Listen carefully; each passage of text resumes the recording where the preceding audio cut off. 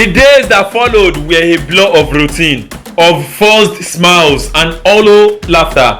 Eniola threw herself into her studies, avoiding Dami and Amara as much as she could. It wasn't easy. They were all in the same department, often in the same classes, but she managed to keep her distance, to keep her head down and her heart guarded. But the more she tried to forget, the harder it became. Every time she saw Dami, her heart would skip a beat, her mind replaying that kiss over and over and over again, torturing her with what could have been. And Amara, sweet, unsuspecting Amara, who continued to gush about Dami, oblivious to the storm brewing beneath the surface. Eniola's guilt gnawed at her constantly, turning every moment with Amara into a minefield of suppressed emotions and half-truth. She found herself smiling through the pain, nodding along to Amara's fantasies of a future with Dami, all the while knowing she was the one standing in the way of her best friend's happiness. The days blurred into weeks, and the tension that simmered beneath the surface grew harder to contain. Eniola noticed it in the way Dami avoided her gaze during lectures, how he seemed to make a point of not sitting near her in the cafeteria. Yet, despite the distance they tried to maintain, the pull between them was undeniable. Every time their paths crossed, she felt it, a magnetic force drawing her toward him, even as she fought to resist. Then came the night of the department's annual dinner, an event that everyone had been looking forward to. It was a chance to let loose, to take a break from the stress of assignments and exams. But for Eniola, it was just another opportunity for her carefully constructed facade to crumble. She stood in front of her mirror, staring at her reflection. Her long dark hair was styled in soft curls that framed her face, and she wore a simple elegant dress that hugged her curves in all the right places. Yet, despite how she looked, she felt anything but confident. There was a heaviness in her chest, a sense of impending doom that she couldn't shake. Amara burst into the room, all smiles and excitement. She was a vision in red, her dress vibrant against her dark skin, her eyes sparkling with anticipation.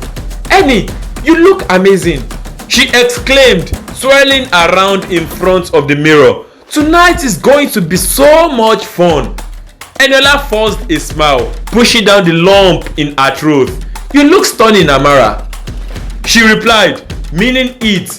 Dami won't be able to take his eyes off you."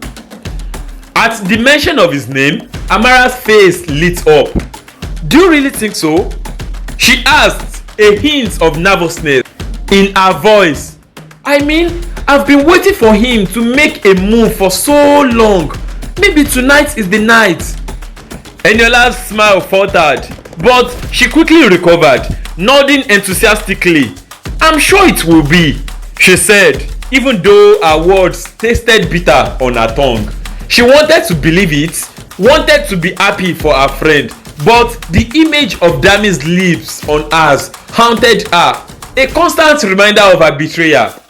They arrived at the dinner together, arm in arm, like they always did. The venue was beautifully decorated with twinkling lights and soft music, setting the mood. Students and lecturers mingled, laughing and chatting as they enjoyed the evening. But Eniola barely noticed any of it. All she could think about was Dami, where he was, what he was thinking, and how she was going to get through the night without falling apart. It wasn't long before they spotted him. Dami was standing with a group of their friends, looking effortlessly handsome in a navy blue blazer and slacks. His eyes met Eniola's from across the room, and for a moment everything else faded away. She saw the flicker of longing in his gaze, the unspoken words hanging between them like a cold, heavy cloud. But then Amara was there, pulling Eniola toward the group, her excitement palpable. "Dami!" she called out, her smile wild. You clean up nice. He returned a smile, though it didn't quite reach his eyes. You too, Amara? He replied, his voice strained. His gaze briefly flickered to Eniola before he looked away, focusing on the conversation around him. The evening dragged on, each passing minute feeling like an eternity. Eniola tried to engage, to laugh at the jokes and contribute to the discussions, but her mind was elsewhere. She was acutely aware of Dami's presence, of the way his eyes would occasionally land on her, filled with the same confusion and desire that mirrored her own. As the night wore on, the music changed and the dance floor filled with couples, swaying to the slow romantic tunes. Amara's eyes sparkled as she turned to Dami, a hopeful smile on her lips. Dami, want to dance? She asked, her voice tinged with anticipation. Eniola held her breath, watching as Dami hesitated. For a moment, she thought he might refuse, might come up with some excuse to avoid the dance, but then he nodded, taking Amara's hand and leading her to the dance floor. Eniola watched them, her heart aching with every step they took. She should be happy for them. She should be relieved that Dami was trying to make things right, to focus on Amara, but all she felt was emptiness, a hollow headache that consumed her. She turned away, unable to watch any longer. She needed air, needed to escape the suffocating atmosphere of the hall. Without a word to anyone, she slipped out of the room, her steps hurried as she made her way to the balcony. The cool night air hit her like a wave, offering a brief respite from the chaos inside. She leaned against the railing, closing her eyes and taking deep breaths. But the reprieve was short-lived. Hey, I was wondering how long it would take for you to run. Eniola's eyes snapped open at the sound of Dami's voice. He stood at the entrance of the balcony, his hands shoved in his pockets, his expression unreadable. What are you doing out here? She asked, her voice barely above a whisper. He shrugged, stepping closer. I need some hair. He replied, though they both knew it was more than that. They stood in silence, the weight of everything unsaid pressing down on them. The sound of the party drifted out from the hall, a stark contrast to the quiet tension between them. Why did you ask her to dance?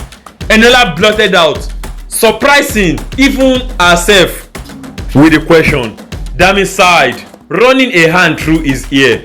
Because it's what I'm supposed to do, he said, his voice heavy with resignation.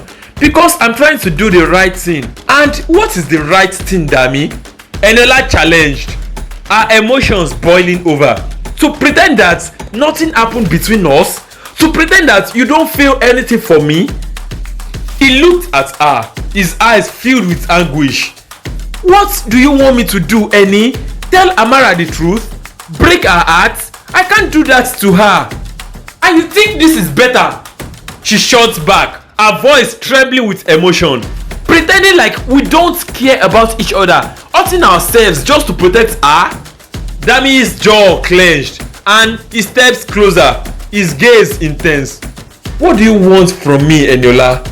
He demanded, his voice low and raw. I'm trying to make things right, but I don't know how.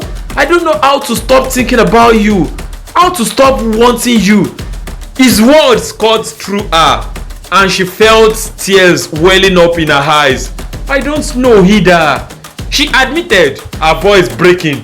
But this isn't the answer. They stood there, inches apart, the distance between them both physical and emotional. Eniola could feel the heat of his body, the pull that had been drawing them together for weeks, but she knew they were at an impasse, trapped between when they wanted and was right. Dami, she whispered, her voice trembling with the weight of her emotions. We can't keep doing this. We are going to destroy ourselves and Amara in the process. He looked at her, his eyes filled with a mixture of pain and longing. I know, he said, his voice barely audible, but I don't know how to stop. The silence between them was suffocating. Each of them lost in their own turmoil. Eniola wanted to reach out, to touch him, to find comfort in his presence. But she knew that would only make things worse. "We need to figure this out," she said finally, her voice steady despite the tears that threatened to spill over. "Before it is too late." Dami nodded, his expression somber. "You are right," he agreed. "We need to make a decision together." They stood there, the gravity of their situation pressing down on them. Eniola knew that whatever happened next, things would never be the same. The choices they made tonight would determine the course of their future, one that would either bring them together or tear them apart.